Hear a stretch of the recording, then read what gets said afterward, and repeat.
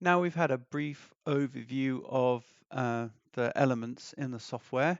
We're going to look at sprites and making graphics. You can import PNGs and JPEGs directly into Construct. It has to go through an editor, but it has quite a powerful editor and animation tool within it.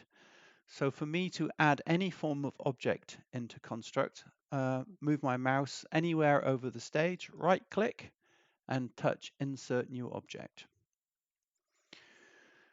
Uh, this is basically the heart of the software. This is where you can add all your different controls, data objects, particle generators, light sources, sprites, fonts, SVGs, text, tile backgrounds, tile maps, timelines, all your controllers that you can use, gamepad, keyboard, mouse, and touch, and also your media.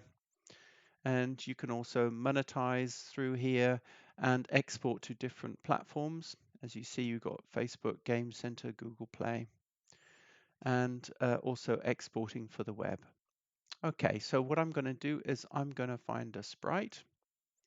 Here's the sprite symbol, click insert, and then I get a cross on my mouse and I can choose anywhere on the stage to insert my sprite. So I'm going to click with a cross. What we have is a default size graphic. There's nothing in the graphic yet, but it's 250 pixels by 250 pixels. If we start on the left-hand side and move to the right, we have a color palette and we have areas to save colors.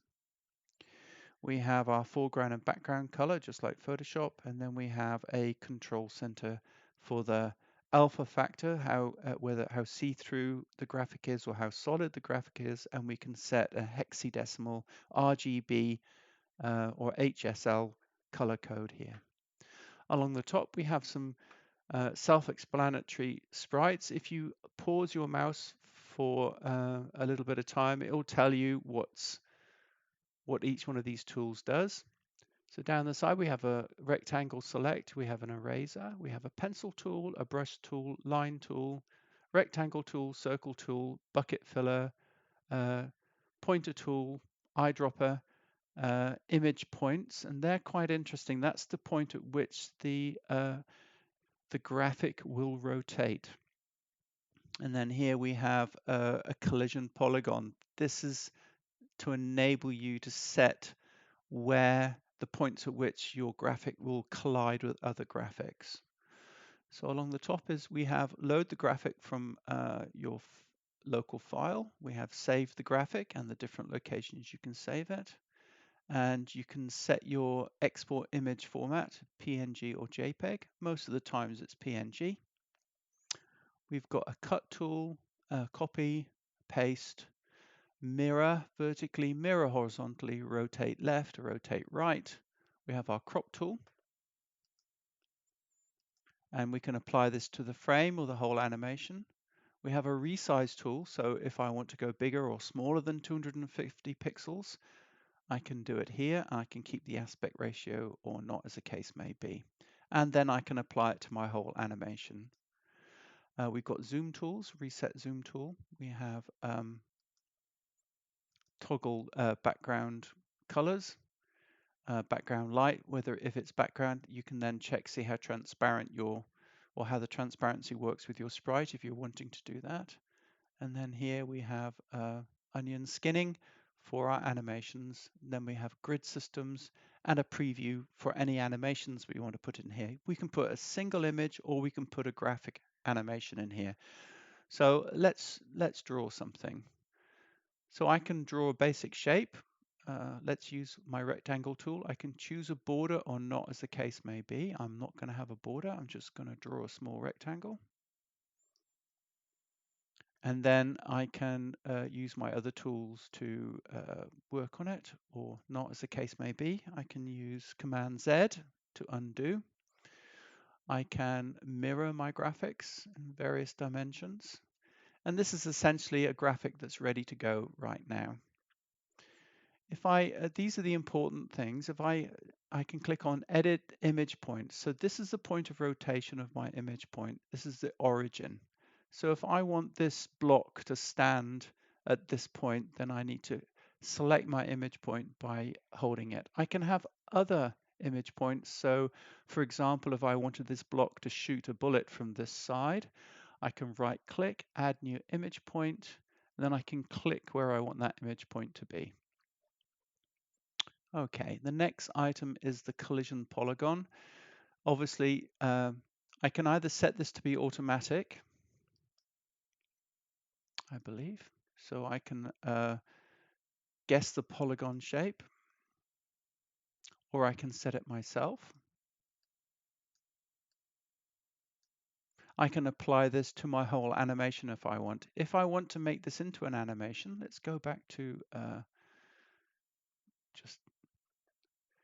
let's say I want to have this as a start of an animation. I can add a frame or duplicate the last. Now I'm selecting on this, I could do some drawing on this. Let's take blue. I can then duplicate the last, add a cross, and then we have simple animation happening.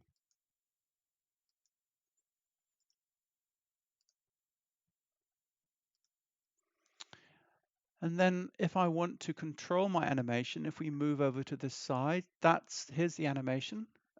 Everything needs to really be labeled, so I'm just going to call this test.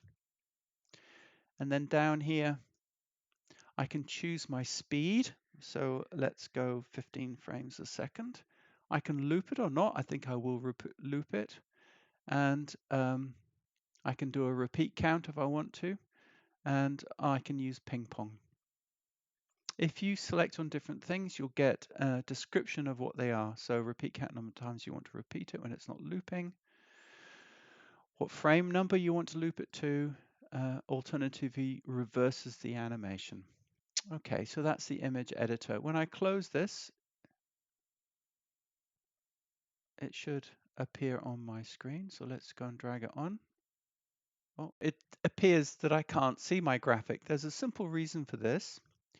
I have a selection of layers here, and I have to control the transparency of each layer because their default opening is a white solid background. So I've loaded my sprite into the background layer. So if I want to be able to see this, I can control my other layers. So if I click on game, the properties of that layer comes up and you can see there's a box called transparent. So I just check that to make it transparent. Now we've got the HUD layer. I go and check the transparency layer. And now you can see, oh, look, I've imported a couple actually. I'll just delete one. And there's my graphic, which is on the game layer. So I'm going to go to background and I'm going to uncheck and I've got a white background. I can test this out by pressing play.